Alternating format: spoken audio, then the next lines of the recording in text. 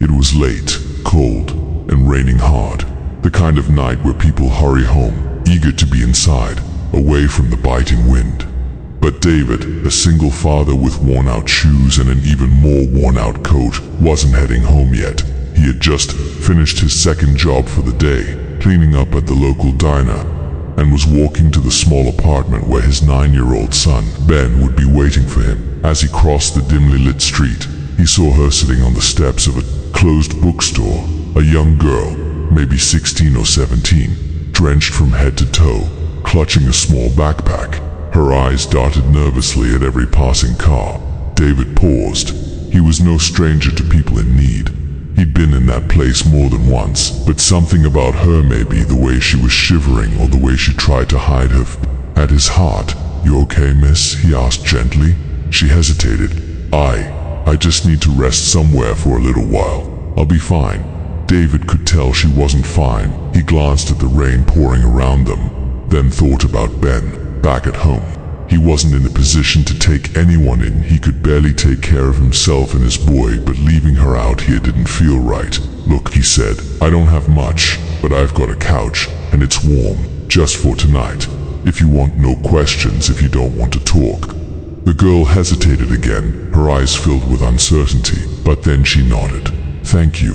They walked together to his small apartment, where Ben was sitting at the kitchen table, finishing homework under the dim light. He looked up, surprised. "This is," Ben asked.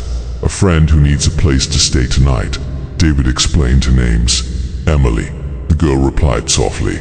David offered her a towel and one of Ben's oversized hoodies. She looked awkward in it, but he saw relief on her face as the warmth sank in. David heated up some soup, one of the few meals he could afford to keep stocked. Emily ate quietly, barely saying a word.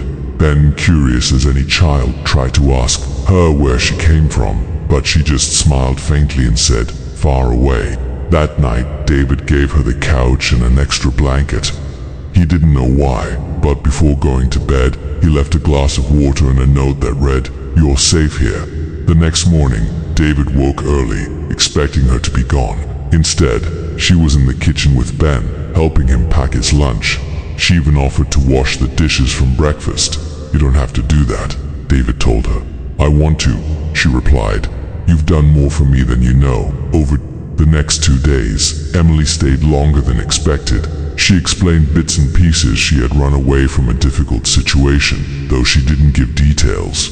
David didn't push, he simply let her be, offering what little comfort he could. He'd been judged enough in his life to know how good it feels when someone simply listens.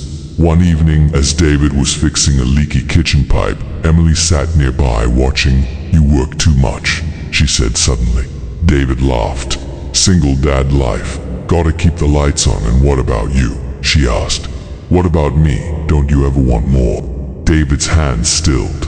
"Sure, but life's not about what I want, it's about making sure Ben gets a shot at a better future." Emily looked at him differently then, her eyes softening. She didn't speak after that, but something in her expression had changed.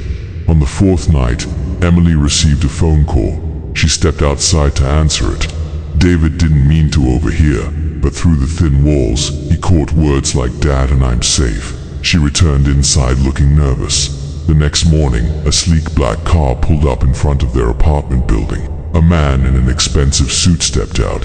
He looked around until his eyes landed on Emily, and then they filled with tears. "Emily," he exclaimed, rushing to her. David stood frozen as Emily ran into the man's arms. That's when David noticed the driver holding an umbrella for him, the polished shoes, the glint of an expensive watch. Whoever this man was, he wasn't just wealthy, he was important. "Dad, this is David," Emily said when they pulled apart.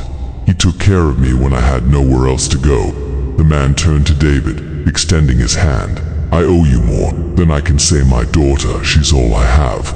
We had a terrible fight, and she ran away. I've been searching for her for days, if it weren't for you." His voice cracked. David shook his hand, feeling slightly embarrassed. "I just did what anyone would do." "Not anyone," the man said firmly. "Most people wouldn't open their home to a stranger." Emily's father insisted on rewarding David, but David refused money. "I didn't do it for that."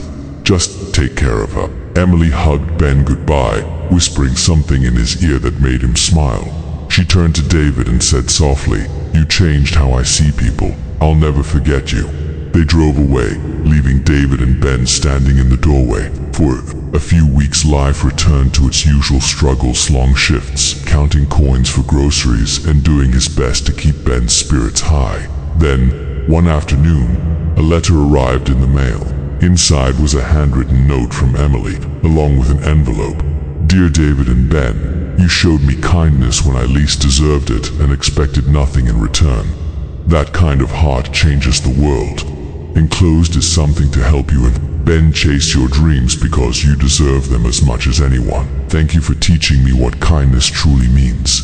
Inside the envelope was a check in amount so large it made David sit down in shock.